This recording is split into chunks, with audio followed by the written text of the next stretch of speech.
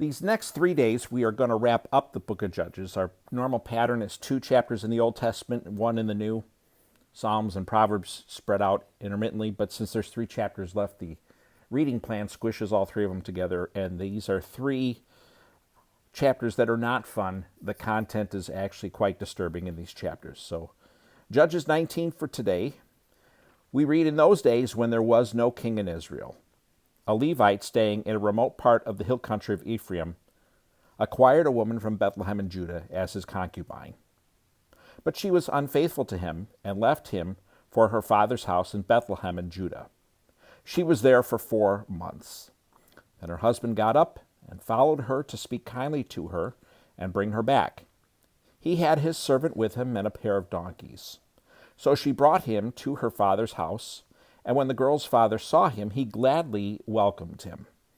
His father-in-law, the girl's father, detained him, and he stayed with him for 3 days. They ate, drank, and spent the nights there. On the 4th day they got up early in the morning and prepared to go. But the girl's father said to his son-in-law, "Have something to eat to keep up your strength, and then you can go." So they sat down, and the 2 of them ate and drank together. Then the girl's father said to the man, "Please agree to stay overnight and enjoy yourself." The man got up to go, but his father-in-law persuaded him, so he stayed and spent the night there again. He got up early in the morning of the 5th day to leave, but the girl's father said to him, "Please, keep up your strength." So they waited until late afternoon, and the 2 of them ate. The man got up to go with his concubine and his servant when his father-in-law, the girl's father, said to him, "Look, night is coming. Please spend the night. See, the day is almost over. Spend the night here. Enjoy yourself. Then you can get up early tomorrow for your journey and go home." But the man was unwilling to spend the night. He got up, departed, and arrived opposite Jabus, that is, Jerusalem. The man had his 2 saddled donkeys and his concubine with him. When they were near Jabus, the day was almost gone. The servant said to his master, "Please, why not let us stop at this Jebusite city and spend the night here?" But his master replied to him, "We will not stop at a foreign city where there are no Israelites. Let's move on to Gibeah." "Come on," he said. "Let's try to reach one of these places and spend the night in Gibeah or Ramah."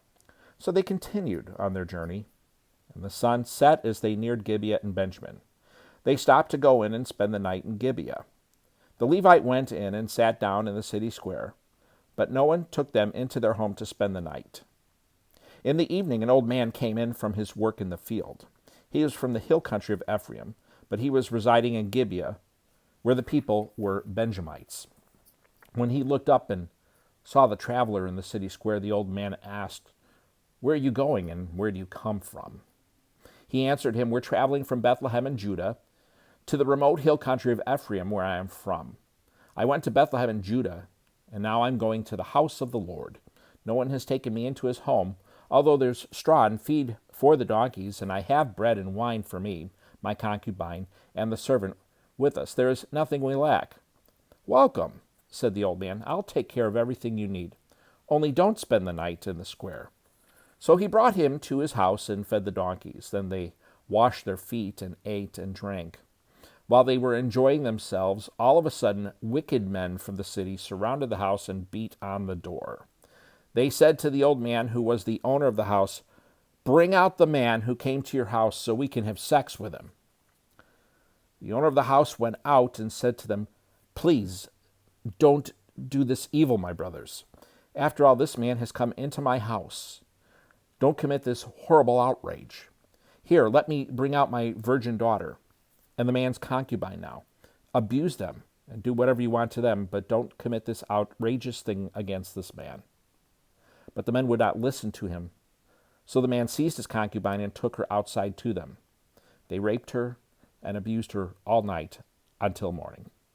At daybreak they let her go. Early that morning the woman made her way back, and as it was getting light, she collapsed at the doorway of the man's house where her master was. When her master got up in the morning, opened the door of the house, and went out to leave on his journey, there was the woman, his concubine, collapsed near the doorway of the house with her hands on the threshold. "Get up," he told her. "Let's go." but there was no response. So the man put her on his donkey and set out for home. When he entered his house, he picked up a knife, took hold of his concubine, and cut her into 12 pieces, limb by limb, and then sent her throughout the territory of Israel. Everyone who saw it said nothing like this has ever happened, or has been since the day the Israelites came out of the land of Egypt until now. Think it over, discuss it, and speak up. Judges chapter 19. And I told you it was a terrible chapter. These last 3 chapters of Judges are just awful chapters. Terrible to think of the places we can go when we don't walk with the Lord. Hope you have a wonderful day. It's funny how the timing of this on the planning works out. It's not really a very Christmas Eve type reading, and Christmas Day's reading isn't going to really be any better, but it's just how the schedule unfolds for us. So hope you have a wonderful Christmas Eve. Hope you have a wonderful day. Hope to see you tomorrow.